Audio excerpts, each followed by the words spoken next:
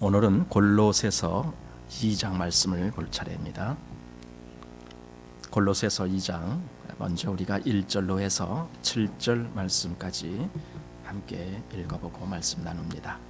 골로새서 2장 1절로 해서 7절 말씀입니다. 자, 우리가 함께 읽습니다. 내가 너희와 라오디게아에 있는 자들과 무릇 내 육신의 얼굴을 보지 못한 자들을 위하여 어떻게 힘쓰는 것을 너희가 알기를 원하노니 이는 저희로 마음의 위안을 받고 사랑 안에서 연합하여 원만한 이해의 모든 부요에 이르러 하나님의 비밀인 그리스도를 깨닫게 하려 함이라.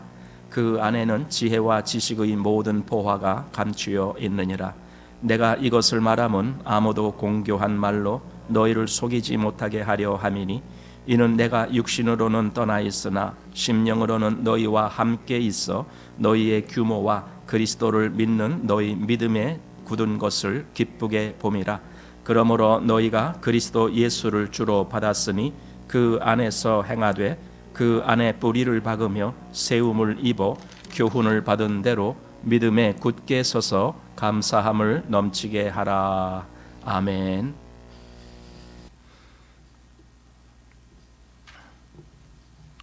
자, 이제 골로새서 2장 말씀을 보게 됩니다. 2장 이 앞부분에 보면은 사도가 왜 골로새서를 기록하는지에 대한 그 이유를 또 이렇게 말씀하고 있습니다. 물론 여기뿐만이 아니라 전체적으로 보면은 다른 데서도 우리가 그 내용을 짐작할 수가 있겠지만은 여기에 이제 이 앞부분에서 2장 앞부분에서 그 이유를 또 말씀해 주고 있습니다.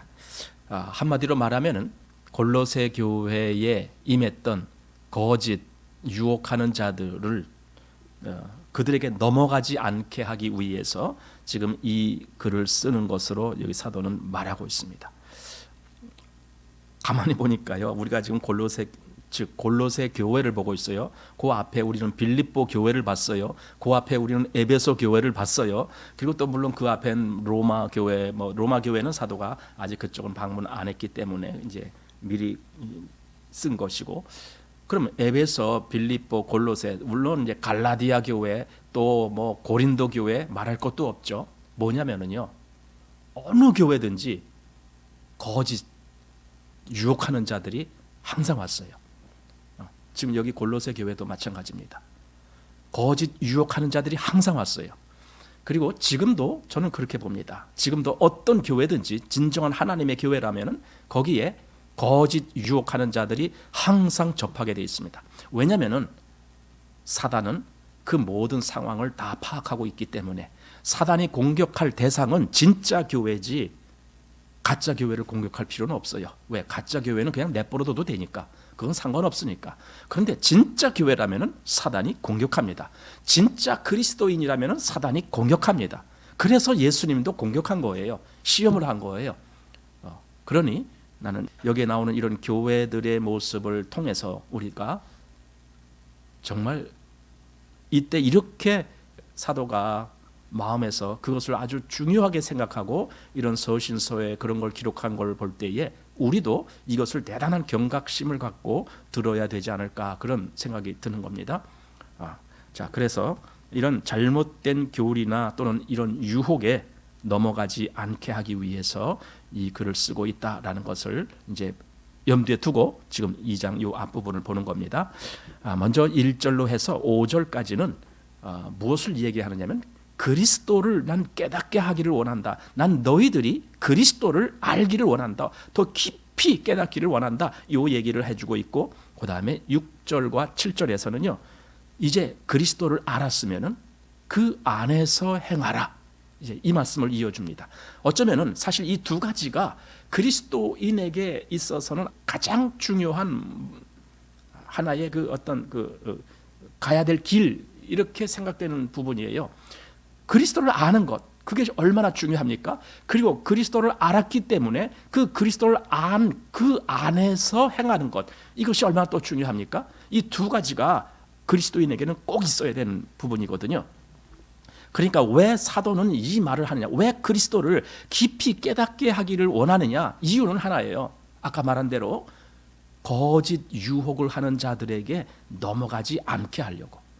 유혹에 넘어간다는 것은 내가 진짜를 알지 못하기 때문에 넘어가는 거예요. 진짜를 아는 사람은 거짓 것에 넘어가지 못하죠. 그렇게 안 되죠. 가끔 우리 그 짝퉁이라는 거 있잖아요. 유명한 상표를 도용해 갖고 비슷하게 거의 뭐 아주 뭐 흡사하게 만들죠. 그리고는 그걸 이제 진품인 것처럼 이렇게 판매하는 그런 것들이 있죠. 이건 잘못된 거죠. 그런 것들은. 그렇지만은 많은 사람들이 그걸 속아 넘어가는 거죠. 물론 어떤 사람은 알고도 일부러 뭐 그런 걸 이제 싸게 파는 거라고 해서 사는 사람도 있겠지만은 또 많은 사람들은 그게 진품인지 가품인지 모르고 넘어가는 거예요. 그런데 생각을 해보세요. 만약에 그 진품을 만드는 사람이라면, 그 사람이라면 가짜에 넘어갈 리가 없죠. 그러니까 진짜를 진짜 알고 있으면은 가짜에 안 넘어가게 되죠. 왜 이단에 넘어갑니까? 왜 잘못된 교리에 넘어갑니까? 이유는 하나입니다. 그가 그리스도를 제대로 알지 못하기 때문에 그래요. 그거는 분명합니다. 이때도 그랬고 지금도 그렇습니다. 그리스도를 제대로 알지 못할 때 이단에 넘어가든 또는 뭐 다른 이상한 데 뭐 넘어가든 아니면 제풀에 넘어지든 하여튼 전부 이렇습니다. 그리스도를 알지 못하기 때문에 모든 파생되는 일들이 있는 겁니다. 그래서 반드시 그리스도를 깨닫게 해 주어야 되겠다라고 사도가 말씀했고, 그 다음에 바로 그 그리스도 안에서 행하는 바로 이것이 필요하다라는 걸 사도가 여기서 지금 말하려고 합니다. 자, 1절 말씀을 보시기 바랍니다. 내가 너희와 라오디게아에 있는 자들과 무릇 내 육신의 얼굴을 보지 못한 자들을 위하여 어떻게 힘쓰는 것을 너희가 알기를 원하노니. 자, 지금 이 1절에는 사도 바울이 내가 이렇게 힘을 쓰고 있다라는 얘기를 해요. 힘을 쓰고 있다. 내가 너희를 위해서, 또는 여기 보니까 뭐 라오디게아에 있는 자들이란 말도 있고, 또 내 육신의 얼굴을 보지 못한 자들을 위하여 난 이렇게 힘쓰고 있다. 내가 그렇게 하고 있는 것을 난 너희가 좀 알기를 원한다. 그 말은 사도 바울은 사실 지금 감옥에 있는 위치에서 이 글을 쓸 때에 괜히 심심해서 쓰는 게 아니잖아요. 그냥 뭐 한번 글을 쓰고 싶어서 그냥 뭐 그래서 그런 게 아니잖아요. 그 마음에 이 교회들을 향한 아주 간절함이 있는 거예요. 그렇기 때문에 사실은 애쓰고 있는 거예요. 마음에서 애를 쓰고 있어요. 뭐 육체적으로 뭘 이렇게 하는 거가 아닌데 마음에 애를 쓰고 있죠. 그래서 내 마음이 이렇다라는 걸 난 너희가 좀 알아주길 원한다. 그 말은 내가 너희에게 지금 하는 이 권면의 말이라든가 가르치는 말을 너희가 좀 그걸 소중히 듣기를 원한다. 그냥 흘려듣지 말고 이것이 얼마나 필요한 말씀이고 너에게 꼭 있어야 될 말씀인지 그렇게 좀 알아주기를 원한다. 아마 그런 의도로 이렇게 말씀하지 않았을까 그런 생각이 듭니다. 여기 힘쓴다라고 했는데, 그래서 1장에 보면은요, 1장에서도 몇 번 그런 내용들이 있어요. 우선요, 사도는요 기도에 힘썼다라는 거예요. 1장 9절 보니까 이로써 우리도 듣던 날부터 너희를 위하여 기도하기를 그치지 아니하고 구하노니, 이렇게 말하고 있습니다. 기도하기를 그치지 아니하고 구한다는 거예요. 그러면 기도에 힘쓴다라는 말씀 우리 좀 한번 생각을 해봐야 될 것 같아요. 예수님이 누가복음 22장 44절에 보면은 예수님이 기도하시는 그 모습을 성경은 묘사했는데 이렇게 돼 있어요. 예수께서 힘쓰고 애써 더욱 간절히 기도하시니 땀이 땅에 떨어지는 핏방울 같이 되더라. 이렇게 돼 있어요. 예수님이 기도하실 때 아주 힘쓰고 애써서 간절히 기도했다. 이렇게 돼 있어요. 힘쓰고 애써서. 기도는요, 힘을 써서 기도를 해야 되는 거더라고요. 사도가 지금 여기서 말하는 것도 그런 의미예요. 너희를 위하여 기도하기를 그치지 아니하고, 이렇게 말한 걸로 봐서 아주 기도에 힘을 들였다라는 거죠. 마음을 썼다라는 거죠. 그냥 적당히 시간 나면 기도하고 뭐 적당히 짬 내서 기도하고 이 정도가 아니고, 기도하는 것을 마치 밥 먹는 것보다 더 소중히 여기면서, 우리가 보통 일을 하잖아요. 우리 일을 하는 이유는 하나예요. 세상에서 경제적인 필요를 충족시키기 위해서 우리는 일을 해야 됩니다. 한마디로 돈을 벌기 위해서 일을 합니다. 그러니까 직업을 우리는 굉장히 소중히 여기죠. 일을 해야 우리가 경제 생활을 할 수 있으니까. 그럼 기도는 일보다 못한 것인가요? 기도가? 그렇다고 일을 하지 말고 기도하라 그 말은 아니거든요. 정말 우리 마음에 이렇게 중요한 그런 인식이 있고 그것을 애써서 내가 그렇게 해야 된다라는 그런 인식이 있다면 우리는 우리가 직업을 소중히 여기는 것처럼, 우리가 밥 먹는 것을 소중히 여기는 것처럼, 우리가 우리 건강을 지키는 것을 소중히 여기는 것처럼 기도는 훨씬 더 소중히 여기지 않을까, 저는 그렇게 생각해요. 그런데 기도를 정말 우리가 애써서 하는가? 지금 여기 예수님 당연히 땀이 나는데 그 땀이 땅에 떨어지는 핏방울 같을 정도로 땀이 나게 했다. 어떻게 기도했으면 땀이 그렇게 날까? 가끔 어떤 목사님들 이야기 들으면은요 그런 얘기를 간증으로 하거든요.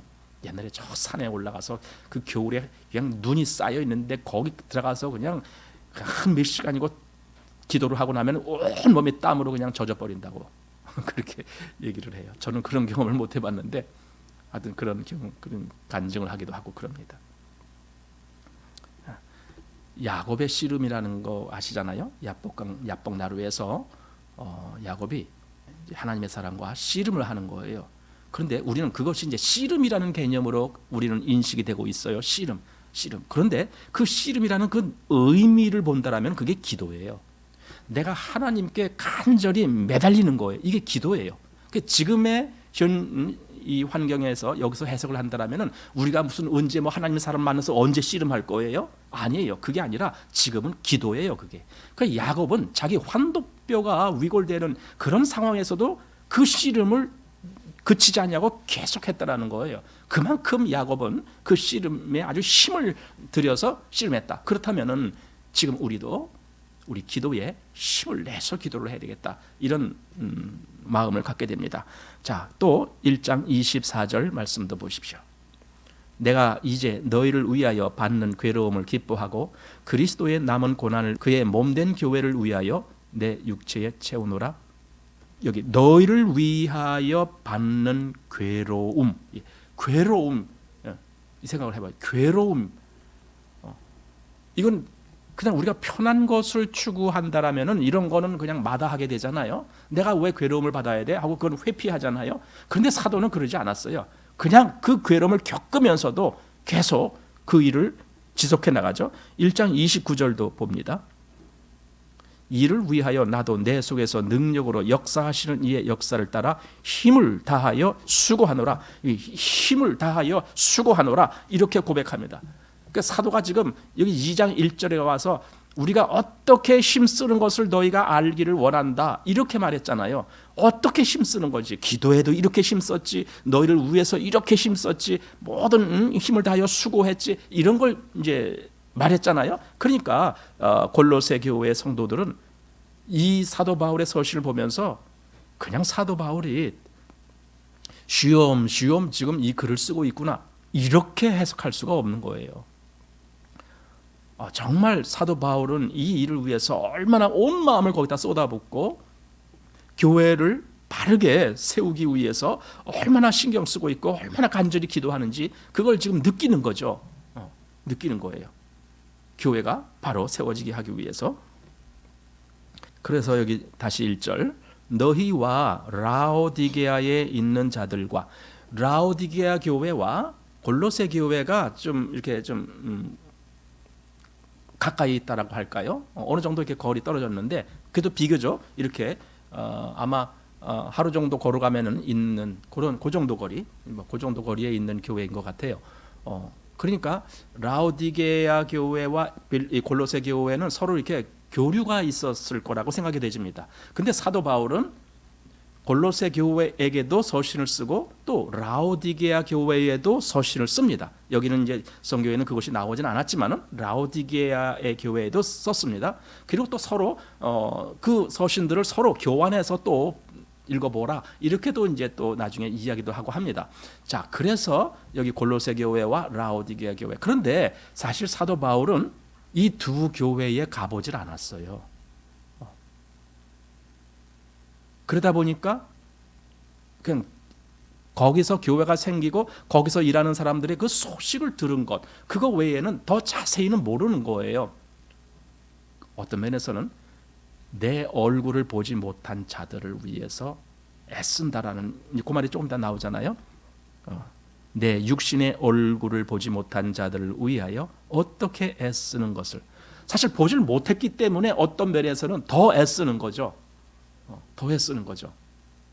가끔 우리 입양하는 가정에 있잖아요. 입양하는 가정에 이제 자기 자녀도 있는데도 또 이제 입양을 하는 가정이 있더라고요. 그러면은 그 입양한 자녀들에 대해서는 사실 더 애를 쓰는 것 같아요.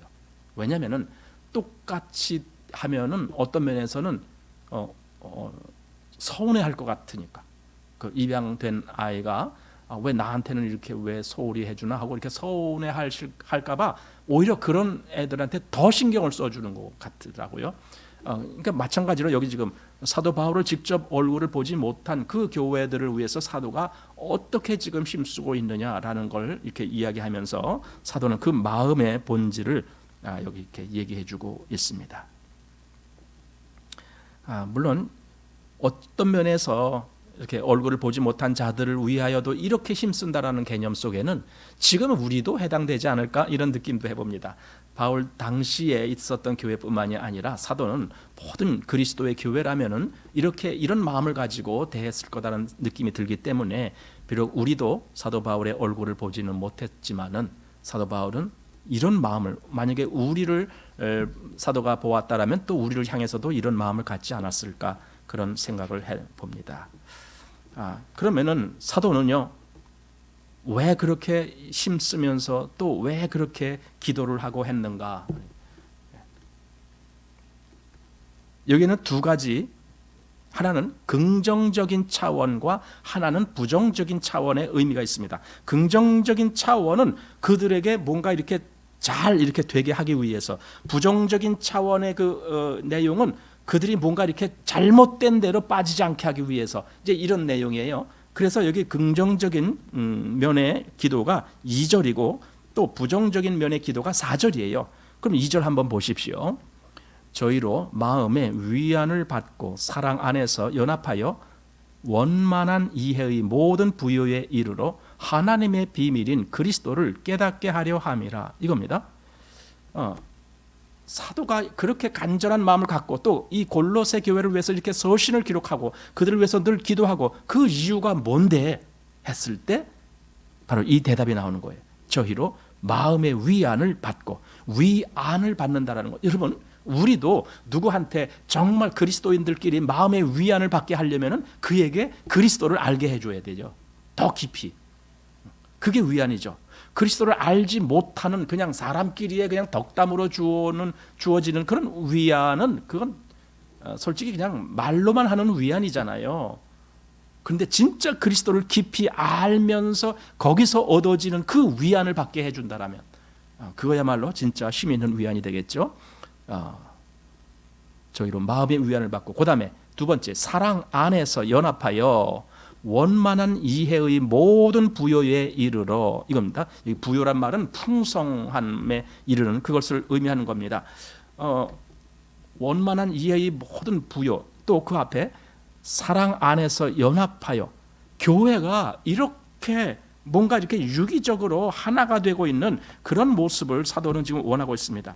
에베소서 4장 16절에 보면은 그에게서 온 몸이 각 마디를 통하여 도움을 입음으로 연락하고 상합하여, 이렇게, 그래서 이제 자라난다는 말을 하고 있어요.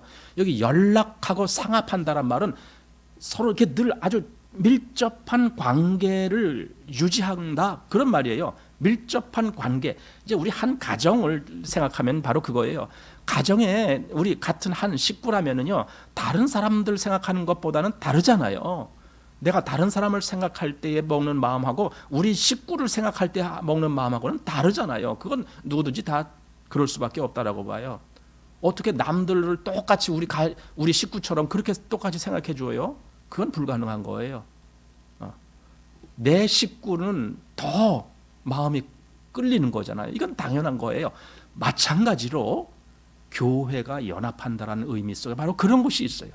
정말 한 식구인 것처럼, 한 가족인 것처럼 그런 안에서 거기서 사랑과 연합이 이루어지는 그런 마음을 여기 사도는 말하고 있습니다. 왜냐하면요, 교회가 흔들림 없이 바르게 세워지기 위해서는 이런 모습이 필요하죠. 반드시 성도들이 이런 마음으로 하나가 되는 것이 필요하죠. 그래서 사랑 안에서 연합하여 그 다음에 원만한 이해의 모든 부요에 이르러. 이게 무슨 말입니까? 원만한 이해. 이해란 말은 그것을 깨닫는 거예요. 그러니까 정말 깨달아야 될 그 분량의 그 깊은 것들을 깨달음으로 인해서 주어지는 유익, 뭐 이런 걸 우리가 생각할 수가 있어요. 사실 알지 못하면은요 매우 불안해요. 매우 불안해. 알지 못하는 것만큼 불안한 게 없을 거예요.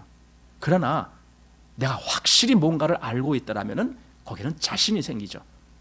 그래서 여기 원만한 부요라는 말을 했습니다. 그런데 이제 여기 생각해 보겠습니다. 그렇게 원만한 이해의 모든 부요에 이르러 하고 그 다음에 하나님의 비밀인 그리스도를 깨닫게 하려 함이라, 이렇게 말씀했습니다. 그리스도를 깨닫게 하려 함이라. 이게 뭡니까? 사도가 그 앞에서 무엇을 말했냐면요, 내가 이렇게 힘쓰는 것, 내가 이렇게 애쓰는 것, 그것은 결국은 2장 끝에 나오는 하나님의 비밀인 그리스도를 깨닫게 하려는 것이다, 이거예요. 그리스도를 깨닫게 하려고. 여러분, 사실은 많은 교회 인도자들은 바로 이 마음을 갖고 있는 거예요. 교회 성도들로 하여금 그리스도를 깨닫게 하는 거예요. 더 깊이, 더 깊이. 또 당연히 우리 그리스도인들은 그리스도를 더 깊이 깨달아야 된다라고 하는 그 마음을 가져야 됩니다. 그냥 관심이 없어요. 내가 그리스도를 얼마나 깨닫고 있는지, 얼마나 그리스도 안에서 행하고 있는지 관심이 없어요. 그러면은 아주 이런 경우는 참 곤란합니다. 진짜 우리는 그리스도를 깊이 알기를 계속 추구합니다. 그리스도를 깊이 알기를. 사도가 빌립보서에서 그리스도를 아는 지식이 가장 고상하다라는 말을 했어요. 아니, 사도 바울의 입장에서 왜 다른 지식이 없겠어요? 다른 지식 얼마든지 있죠. 그런데 그 모든 지식 다 망라하고 오직 내 주 그리스도 예수를 아는 지식이 가장 고상함을 인함이라, 이렇게 고백한 이유가 뭐겠습니까?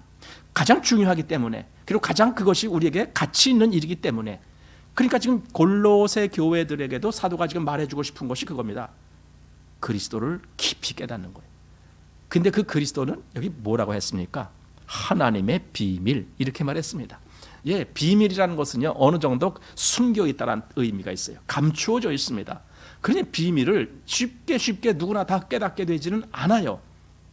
그래서 더 사도가 지금 성도들에게 이 그리스도를 깨닫게 해주려는 그런 마음이 간절하지 않았을까, 이런 생각이 듭니다.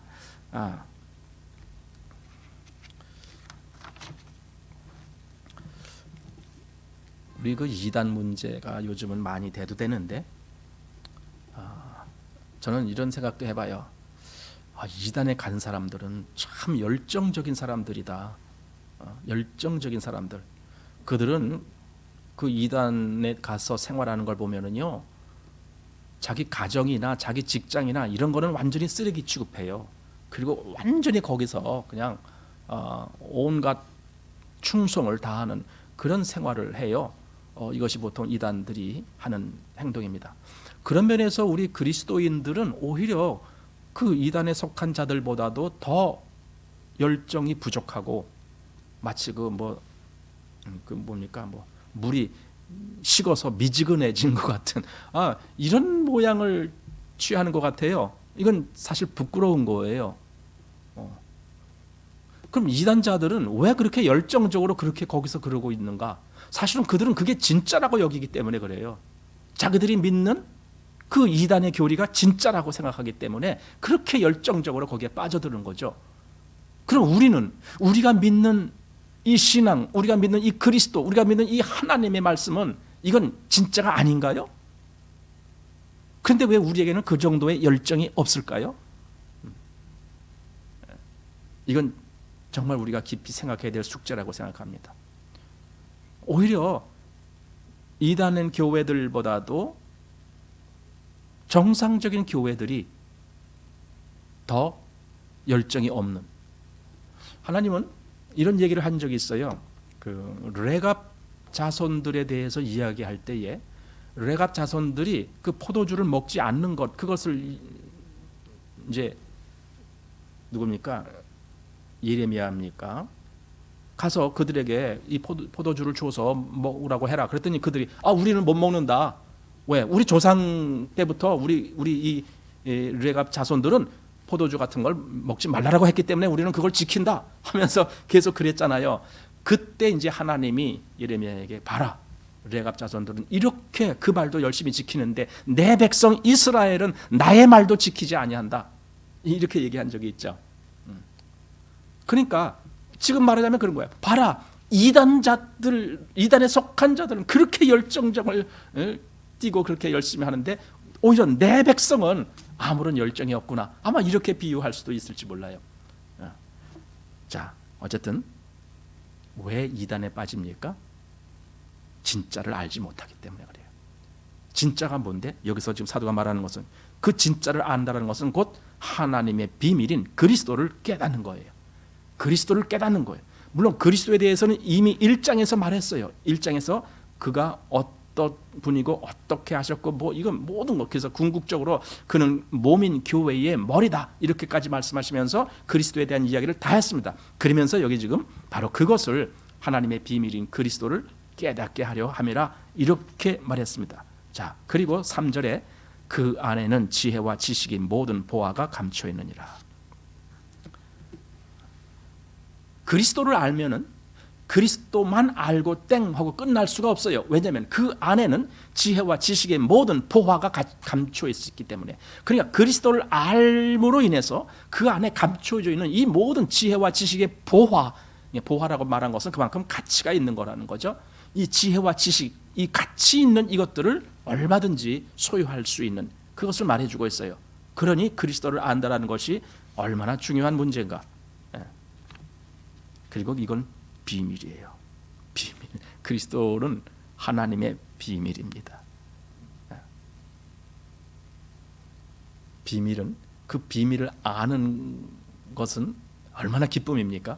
왜 그러냐면 누구나 다 알 수 있는 걸 알면 이건 기쁨이 안 돼요. 남들이 다 알고 있는 거 그거 뭐 내가 안다라고 뭐 기뻐? 다 알고 있는 건데. 그러나 남들이 알지 못하는 것인데 내가 그것을 알게 됐어. 내가 어떻게 그렇게 알게 됐어? 그러면은 여러분 그게 얼마나 두근거리는 사실이에요. 이게 비밀이에요. 그래서 비밀을 안다라는 것은 이렇게 의미가 있는 거죠. 자, 그 안에는 지혜와 지식의 모든 보화가 감춰 있느니라. 자, 그리고 4절로 갑니다. 내가 이것을 말하면 아무도 공교한 말로 너희를 속이지 못하게 하려 함이니. 자, 이거예요. 공교한 말이라는 것은 공교하다는 말은요. 아주 그 감언이설로 누구든지 금방 넘어가게 할 수 있는 그 정도의 말. 다시 말해서 창세기 3장에 나오는 뱀이 하와를 꼬일 때 하는 말. 하나님이 참으로 너희더러 동산 모든 나무 실과를 먹지 말라 하시더냐. 이런 것 같이 그 안에 얼마나 아주 음흉한 계획가 거기 담겨져 있는 말입니까? 근데 하와는 전혀 그걸 몰랐죠. 마찬가지로 지금도 이 공교한 말로 사람을 속이는 거예요. 여러분 이단자들은요, 이 교회에 일반 교회에 다니는 성도들을 속이기 위해서 그들은 어떻게 하면은 잘 속일까? 이걸 교육을 하고 있어요. 여러분 어떻게 생각되세요? 그래서 속이는 데는 명수예요. 왜? 교육까지 받았으니까. 그들은 어떻게만 속여서 일로 끌고 올까? 이걸 아주 수없이 교육을 받으니까 그들은 이게 속이는 자들의 모습입니다. 공교한 말로 아주 들으면 혹할 수 있는 말로. 자, 그러니 그런 곳에 안 넘어가려면 어떻게 해야 되겠어요? 진짜 그리스도를 알아야죠. 진짜 하나님의 비밀인 그리스도를 잘 알아야죠. 그래서 그걸 이제 나중에 보면은 정말 뿌리가 박히고 이런 얘기를 해요. 뿌리가 박히고 이러면 뿌리가 박히면은 뽑아 나오려면 아주 힘들어요. 뿌리가 없을 때는요 그냥 쓱 잡아내면 훌쩍 나와요. 그 밭에서 김 맬 때 생각해 보세요. 어떤 풀은요 그냥 쓱쓱해서 손으로 이렇게 하면 그냥 뿌리까지 쑥쑥 나와요.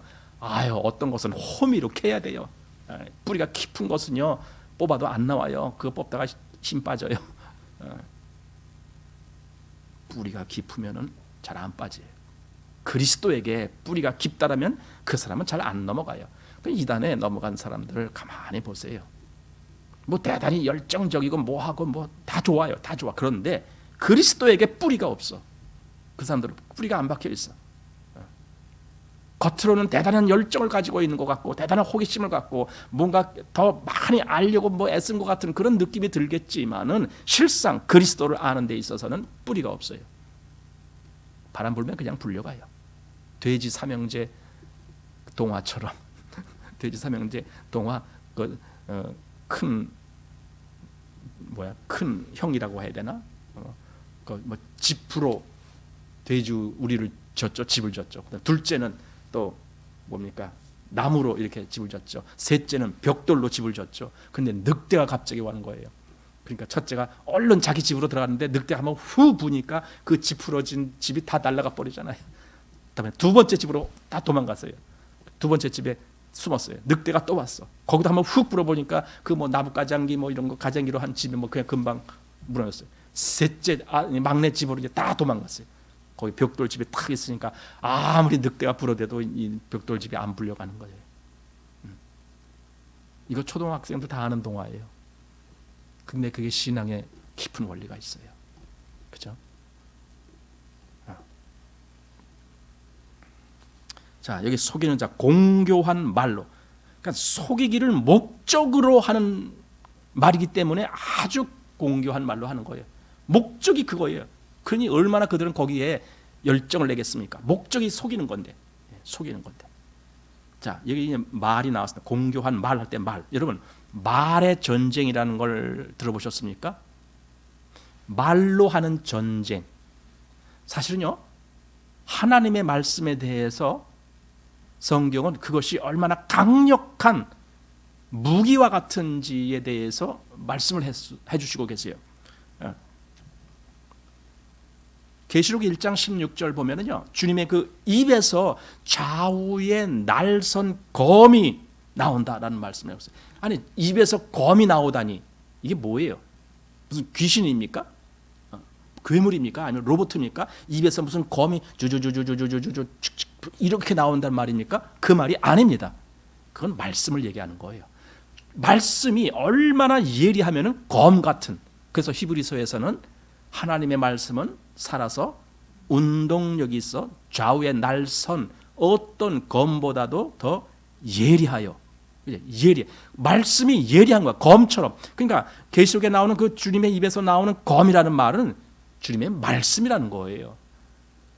주님의 말씀. 그런데 그럼 악한 자에게서는 그 말이 안 나오나요? 거기서도 나와요. 근데 그 말은 어떤 말입니까? 아주 징그러운 말이 나와요.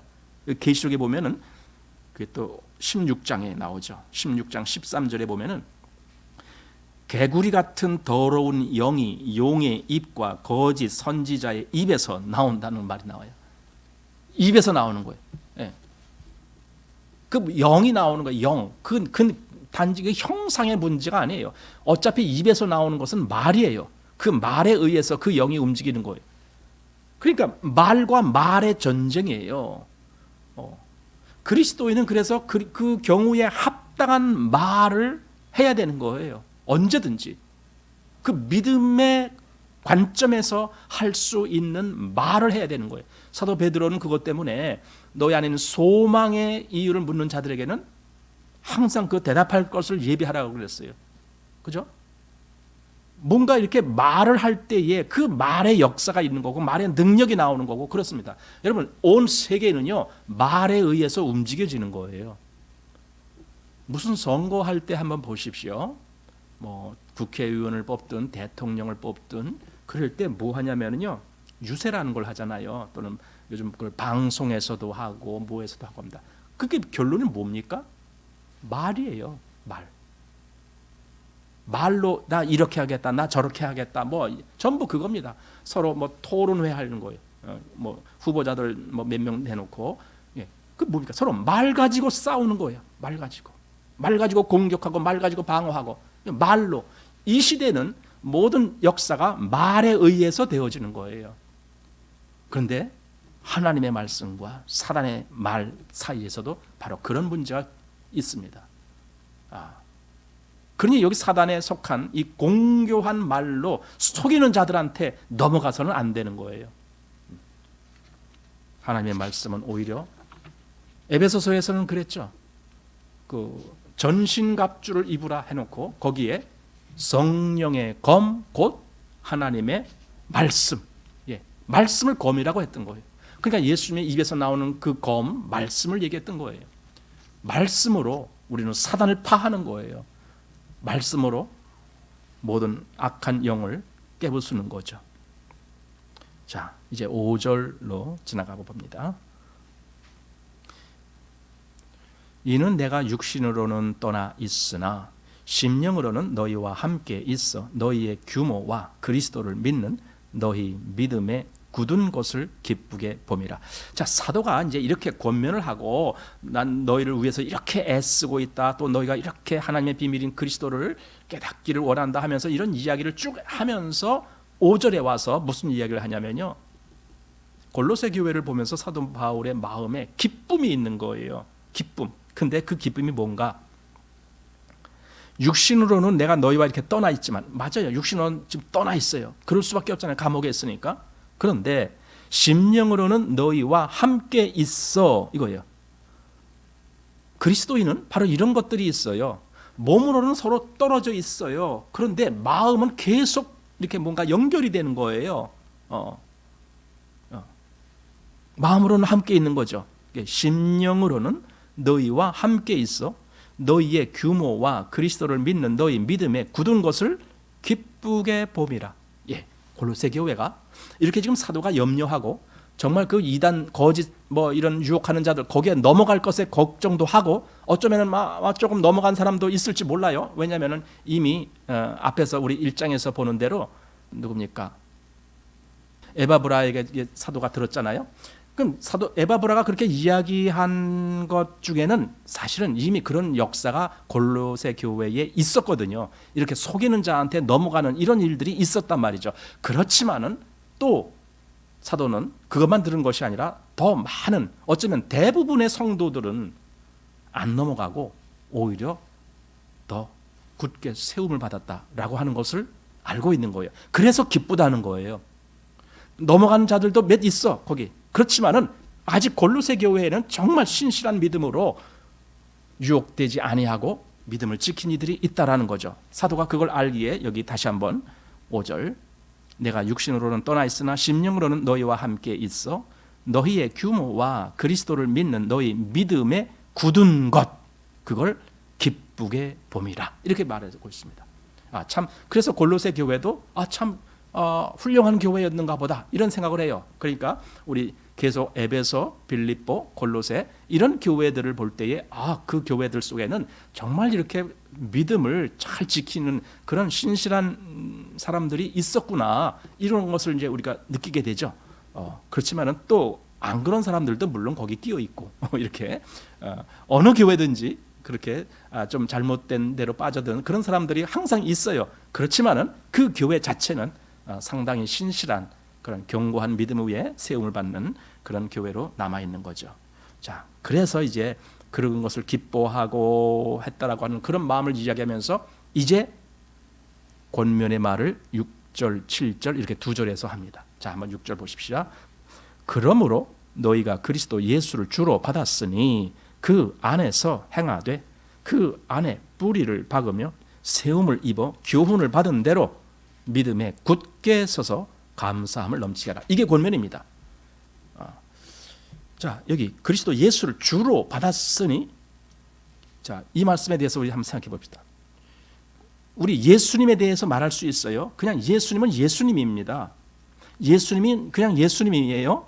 그런데 그 예수님이 나의 구원자가 되셨다라고 말할 때는 예수 그리스도가 되는 거예요. 그냥 예수가 아니고 예수 그리스도, 그분은 나의 그리스도야. 예수님은 나의 그리스도가 되셨어. 이렇게, 그러니까 그분이 나의 구원자가 되셨다라는 의미를 이야기할 때는 예수 그리스도가 되는 거예요. 또 두 번째로 그분이 나의 구원자가 되셨을 뿐더러 나의 주인이야. 나의 주인이야. 그분이 왜 나의 주인이 됩니까? 그분이 자기의 피값으로 나를 사셨으니까, 자기의 피를 내주고 그 대신 나를 자기의 소유로 그렇게 사셨으니까, 그러니까 나는 예수님 거예요. 그분이 나의 주인이 되신 거예요. 주인이시기 때문에 실제적으로 나에게 모든 것을 다 주관하시는 거예요. 내 삶에 있어서 모든 것을 그분이 주관하시는 거예요. 그래서 예수를 표현할 때 그냥 예수라는 그 한 이름으로 끝나질 않냐고, 그분은 나의 주님이시다. 그래서 주 예수 그리스도, 보통 이렇게 말을 해요. 주 예수 그리스도, 이 세 표현이 그냥 동시에 그리스도인들의 입에서 나오는 거예요. 주 예수 그리스도, 그분은 나의 주가 되시고 나의 그리스도가 되셨어. 바로 그분이 나의 예수님이야. 이렇게 말하는 거예요. 그래서 여기 지금 사도가 말할 때도 그러는 겁니다. 너희가 그리스도 예수를 주로 받았으니, 이렇게 말하는 거예요. 그리스도 예수를 주로 받았으니. 예. 로마서 14장 7절 8절 여기 보면은, 여기 뭐 우리 중 누구든지 자기를 위하여 사는 자도 없고 죽는 자도 없고 이렇게 쭉 얘기하면서 마지막에 그러므로 사나 죽으나 우리가 주의 것이로다, 이렇게 말하는 것은 그분이 우리의 주인이시다. 그러니까 우리가 그 주님 것이야. 우리가 주님 것이야. 우리는 주님께 속한 자야. 이렇게 말하는 겁니다. 그래서 그러니까 어떻게 하라는 거냐? 그 안에서 행하라, 이겁니다. 우리 행함의 기준은 여기 있습니다. 사실 이 두 가지, 그러니까 앞에서 그리스도를 깨닫는 것, 하나님의 비밀인 그리스도를 깨닫는 것, 그 다음에 두 번째로 그리스도 안에서 행하는 것, 그게 그리스도인의 신앙의 전체입니다. 전체. 세부적으로는 뭐 여러 가지 말할 수 있습니다. 그런데 전체적으로 볼 때는 바로 이겁니다. 한마디로 그리스도를 알고 그리스도 안에서 행하는 것이에요. 그리스도를 알고 그 믿음 안에서 행하는 거예요. 그리스도를 알고 그에게 정말 복종하는 거예요. 그가 나의 주인이니까. 이러한 신앙의 아주 큰 기준을 말해주고 있는 겁니다. 자, 그래서 7절 보십시오. 그 안에 뿌리를 박으며 세움을 입어 교훈을 받은 대로 믿음에 굳게 서서 감사함을 넘치게 하라. 이게 그 안에 뿌리를 박다. 자, 뿌리를 박는다라는 것은 나무로 비유하는 거죠. 나무가 깊이 뿌리를 박아서 이제 자라나죠. 난 그 여름에 태풍 막 불어칠 때 그 나무들이 뻗팅기는 거 보면은 정말 대단하다라고. 왜냐하면 나무가 이렇게 가장기가 있고 이파리가 많으면 그 면적이 대단한데요. 거기에 그 큰 바람이 불면은 그 힘이 어마어마한 힘이 작용되거든요. 근데 그걸 쓰러지지 않냐고 견디는 거예요. 정말 대단하죠. 왜냐하면 뿌리가 깊이 박혔기 때문에. 근데 뿌리는 깊이 박았는데 밑에 이 토질이 단단한 토질이 아니라 그냥 흐물흐물한 토질이라면은 뿌리채 그냥 뽑혀 나가요. 왜? 단단하게 결속되지 못했기 때문에 그냥 뿌리가 뽑힐 수가 있어요. 뿌리가 끊어지는 것이 아니라 뿌리채 뽑히는 거죠. 이건 땅이 흐물흐물해서 그래요. 그거는. 그러나 견고한 땅에 깊이 뿌리 박은 나무는 잘 안 넘어가죠. 잘 안 넘어가요.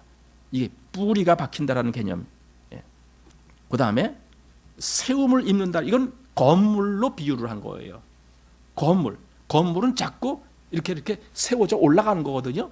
그 집 짓는 거 이렇게 보잖아요. 무슨 뭐 빌딩 짓는 거 보잖아요. 자꾸 이렇게 짓고 올라가는 거. 이게 세움을 입는 거예요. 이게 그리스도인의 모습입니다. 사도는 이 앞에 1장 28절에서 각 사람을 그리스도 안에서 완전한 자로 세우려 한민이, 이런 말, 완전한 자로 세우려는 것이 나의 마음이다. 이제 이렇게 이미 말씀을 했어요. 근데 지금 다시 2장에 와서 또 그 말씀을 하고 있습니다. 뿌리를 받고 그 다음에 세움을 입어.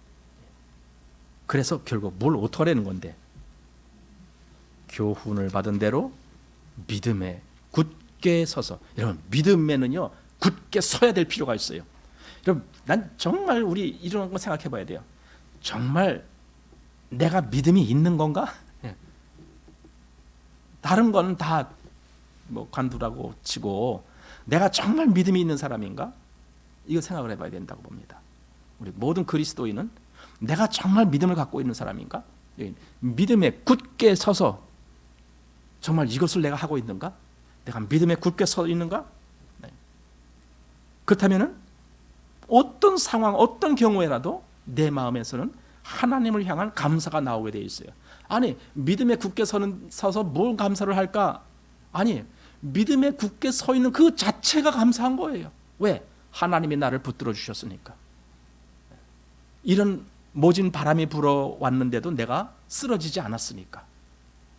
그 자체가 감사한 거예요. 물론 감사할 것이 너무 많죠. 그래서 이렇게 에베소 4장 14절에 보니까 거기 사람의 괴술과 간사한 유혹에 빠져 모든 교훈의 풍조에 밀려 요동치 않게 하려 함이라. 이게 바로 그리스도 안에 정말 견고히 뿌리를 내리고 세움을 입은 사람은 왜 그러느냐? 이런 여기 사람의 괴술과 관사한 유혹에 빠져 모든 교훈의 풍조 이런 것들이 막 밀려올 때에 거기에 밀려가지 않게 하려고 이거예요. 한마디로 그 바람이 불 때에 바람에 의해서 넘어지지 않게 하려고 이렇게 그리스도인은 믿음의 세움을 받아야 될 필요가 있다라는 겁니다. 그래서 믿음에 굳게 서서 감사함을 넘치게 하라. 그러면 감사가 언제 나옵니까? 그리스도인은 감사가 언제 나와요? 은혜가 나한테서 하나님의 은혜가 그리스도의 그 은혜가 깊이 더 체험되지고 느껴질 때 더 큰 감사가 나오잖아요. 예수님이 누가복음 7장에 보면은 그 어떤 여인이 그 예수님 발에다 옥합을 깨트려서 그 향유를 뿌리고 막 이런 걸 보고 제자들이 막 비난했을 때 그때 시몬이라는 사람이 바리새인 집에 가서 그랬던가요? 그때 너는 내게 발 씻을 물도 주지 않았는데 저 여자는 내 발에다가 그 향유를 부었다. 그 왜 그러느냐? 저의 감사함이 많아서 그런 것이다. 그럼 왜 감사함이 많으냐? 그가 받은 은혜가 크기 때문에. 그러니까 받은 은혜가 크면은 감사함도 큰 거예요. 그건 비례적이죠. 그럼 왜 평소에 우리는 이렇게 감사함이 없을까? 그 이유는 하나예요. 난 하나님의 은혜를 누리는 게 별로 없기 때문에 그래요. 그러면 은혜를 누리지 못한 이유는 또 뭔가요? 내가 그 안에 믿음으로 거하지 않기 때문에 은혜를 못 누리는 거죠. 그러니까 정말 감사할 맛이 안 나죠. 그러나 그 안에 믿음으로 거하고 그 은혜를 날마다 누리는 사람은 날마다 감사가 나오는 거죠. 그래서 거기 사함을 받은 일이 적은 자는 적게 사랑하느니라 이런 말씀으로 해주셨잖아요. 사함을 받은 일이 적은 자는 적게 사랑하느니라. 그러니까 하나님의 비밀인 그리스도를 조금밖에 모른다면은 은혜도 조금밖에 모를 수밖에 없어요. 그러면 당연히 감사도 조금밖에 나올 수밖에 없죠. 자, 이게 옥중서신이에요. 감옥에서 이 글을 쓰고 있어요. 그런데 감사라는 얘기가 얼마나 풍성한지 몰라요. 한번 볼까요? 얼마나 풍성한지. 지금 우리가 읽은 여기서도 7절 말씀에 2장 7절에 감사를 넘치게 하라 그랬잖아요. 근데 1장 3절에도 보세요. 거기도 우리가 너희를 위하여 기도할 때마다 하나님 곧 우리 주 예수 그리스도의 아버지께 감사하노라. 그리고 3장에 와서는요 여러 번 감사란 말을 해요. 3장 15절 한번 보십시오. 15절, 16절, 17절 여기 계속 감사 얘기가 나와요. 그리스도의 평강이 너희 마음을 주장하게 하라 하면서 평강을 위하여 너희가 한 몸으로 부르심을 받았나니 또한 너희는 감사하는 자가 되라. 또 그 다음 16절, 그 다음 17절 계속 감사가 나옵니다. 4장 2절에서도 거기서 또 감사가 나옵니다. 기도를 항상 힘쓰고 기도에 감사함으로 깨어 있으라. 감사. 이 골로새 교회에는 감사 이렇게 나와요. 근데 우리 이제 빌립보 교회의 빌립보 서신서는 거기는 기쁨, 그리스도 안에서의 기쁨을 이야기하고 지금 골로새 교회에는 감사를 이야기하는 거예요. 근데 사실은 같은 거예요. 기쁨이 있는 마음은 감사하게 되고 감사하는 마음은 또 기쁨을 누리게 되고 그런 거예요. 사도가 이렇게 나누어서 그래도 빌립보서는 중심적으로 기쁨을 이야기했다면 골로새서는 감사를 중심으로 지금 이 말씀을 하고 있구나. 성도들의 마음이 바로 이런 거구나 하면서 이제 보게 됩니다. 그러면서 이제 8절 이하에 보면은 앞에서 말한 대로 사도가 염려했던 그렇게 유혹하는 거짓 이런 주장하는 자들이 이런 걸 주장했다라고 하면서 그 막 폭로하는 그런 내용을 이제 8절 이하에 말씀하고 있습니다. 자, 요거는 우리 다음에 보기로 하겠습니다.